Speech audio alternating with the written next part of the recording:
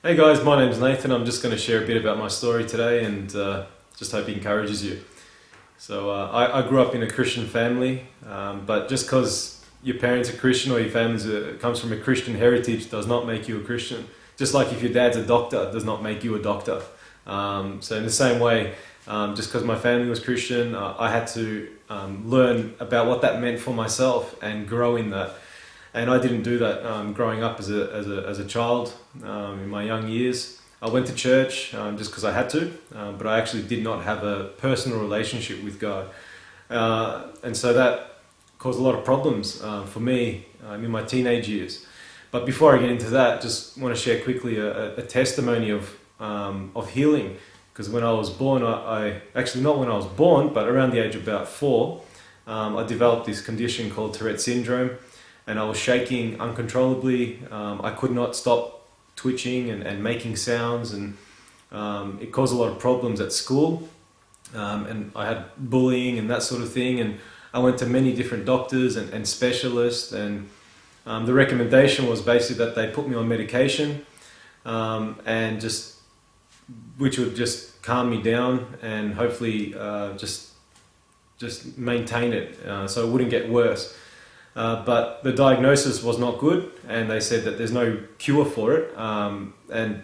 It's just sort of medicate me and just to help to control it. But my parents did believe that God could heal me, and so they prayed, and they got many other Christian brothers and sisters to pray.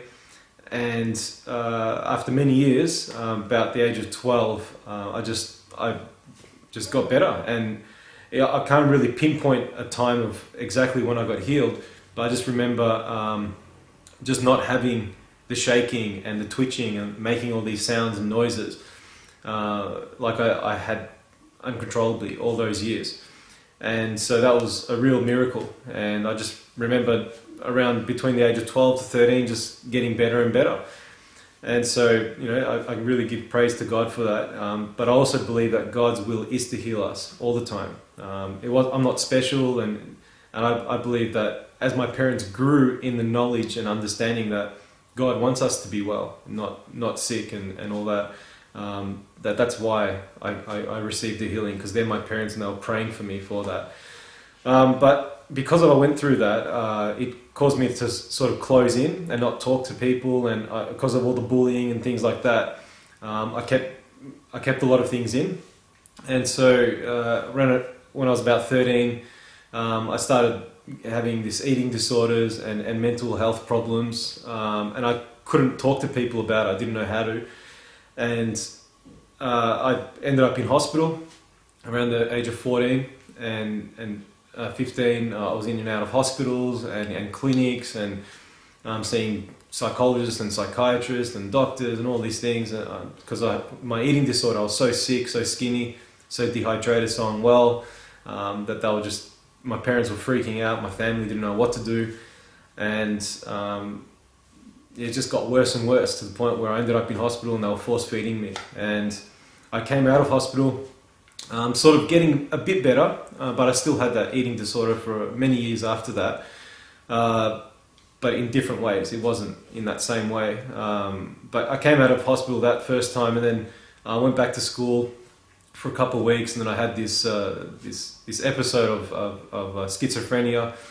and I ended up back in a psychiatric ward, and being heavily medicated, and because I was suicidal, and also I wanted to hurt other people and my family and things like that. So I was put in the psychiatric ward to sort of control me for a few weeks. And this was all happening between the ages of 14 to 15. And yeah, it was just, life was really getting out of control at a young age. And I came out of the psych ward, and I ended up going back to school, but never really dealt with those issues, never dealt with the anxiety, the depression, the mental health problems I was going through, even the eating disorder and stuff. That stayed with me for many years.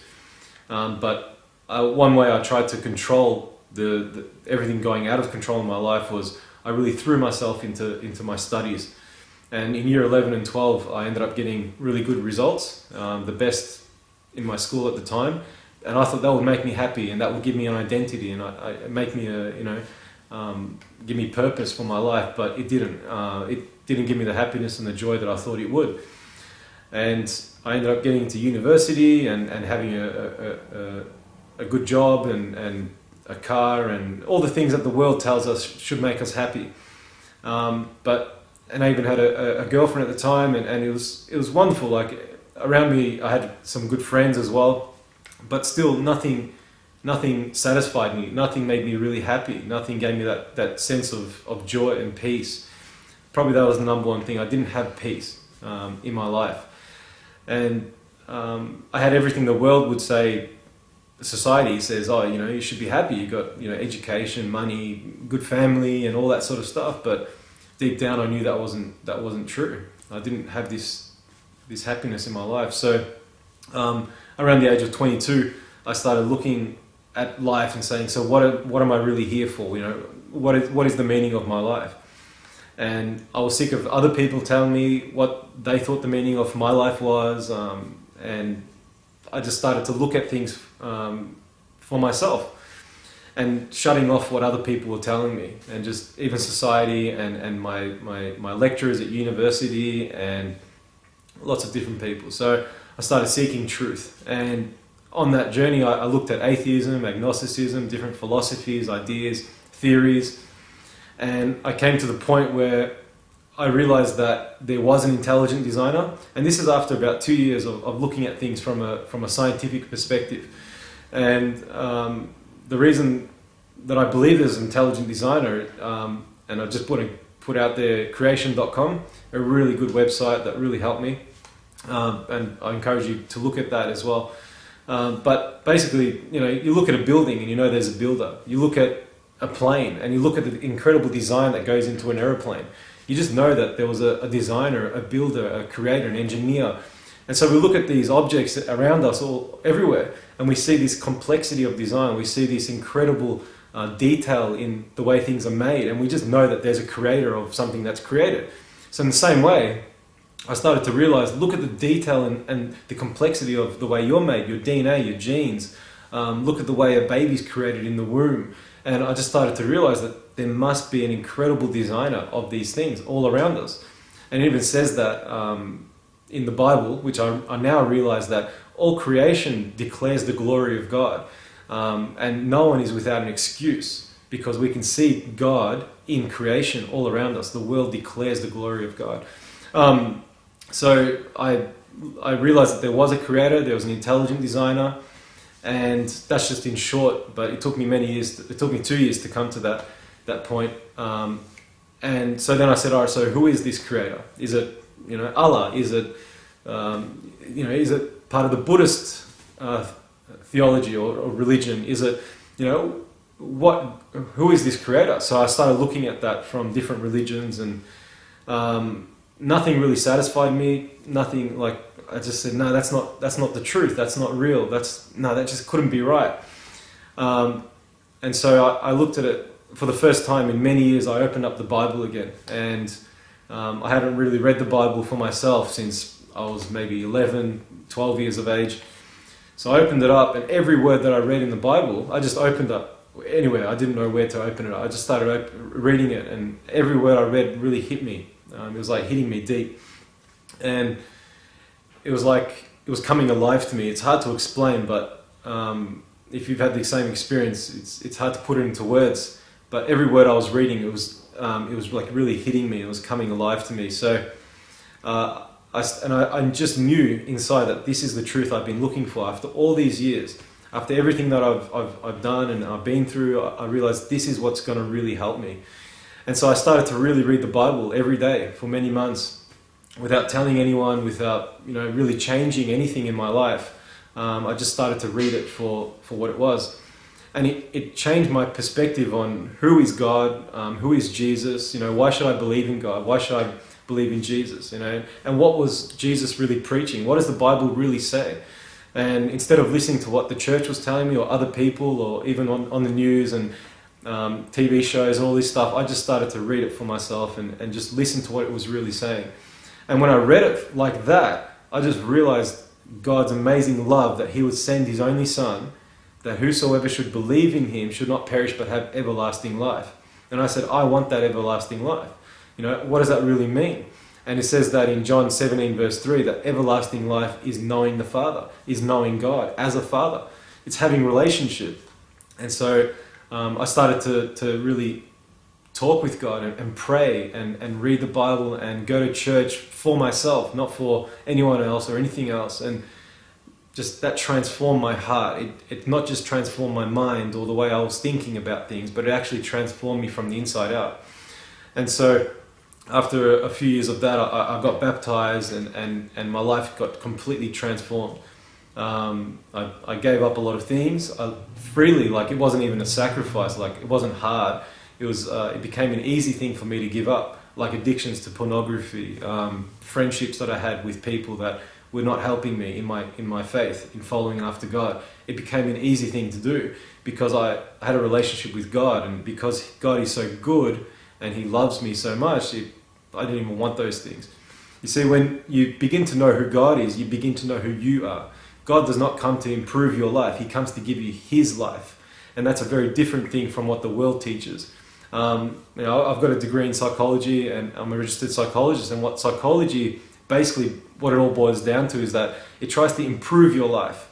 But it can't really change your life. But that's where God comes in, and he actually gives you his life. It's completely different to what the world teaches. And so when God gave me his life, I started to experience so much freedom and joy and peace that I never had before. No matter how hard I tried to fight for those things and have those things, God really is amazing. And since coming to Christ, for myself, even though I grew up as a Christian in a Christian home, remember how I said, unless you make that decision and you go for it for yourself, it doesn't matter, So since I've made that decision for myself, and I've followed after Christ and living my life after his life and teachings, it's been amazing. Like, I went on a mission trip, I saw many miracles, people's legs growing out, backs healed on the spot. One amazing testimony, even before I was baptized and all these things, with my mother actually. She had a migraine, and I had just read this Bible verse that said, the kingdom of heaven is not a matter of words but of power. And so I read that Bible verse and I said, God, I'm going to put this to the test. So I went up to my mum and I said, Mum, you don't look well, what's going on? And she said, I've got a migraine. And I said, well, can I pray for you? And she was like, wow, okay.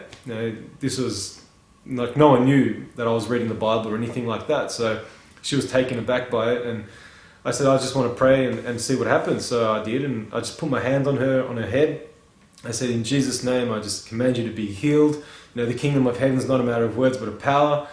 And as I did that, she just looked at me like freaked out, and she said, wow, my migraine's gone.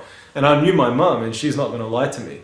She had no reason to lie or anything like that. And I could see her the rest of the day that it was actually real. It went away and it didn't come back. So it wasn't just the inner mind or anything like that. And since that time, this is about 3 or 4 years ago, it hasn't actually come back. She doesn't have migraines anymore. That's something that she grew up with and having that a lot. But from that point, she hasn't had migraines like that before. So since that time. So, there's many miracles like that I've seen, even people healed of cancer, and I've heard of things like people being raised from the dead, and AIDS, and just incredible miracles and the power of God touching people, not just physically, but emotionally, spiritually, and in my life, physically with Tourette syndrome, and also emotionally and mentally, just transforming me from having all these psychological problems and all these issues and relationship problems, just completely just transformed my life. And I just wanted to share this story just to encourage whoever's listening to seek the truth. And I encourage us to read the Bible with an open heart and say, God, if you're real, please reveal yourself to me. I want to know you. But don't just stop there.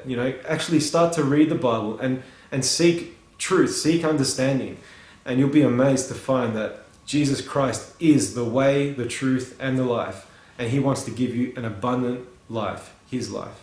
So Yeah, God bless you, and I hope that encourages you. See you later.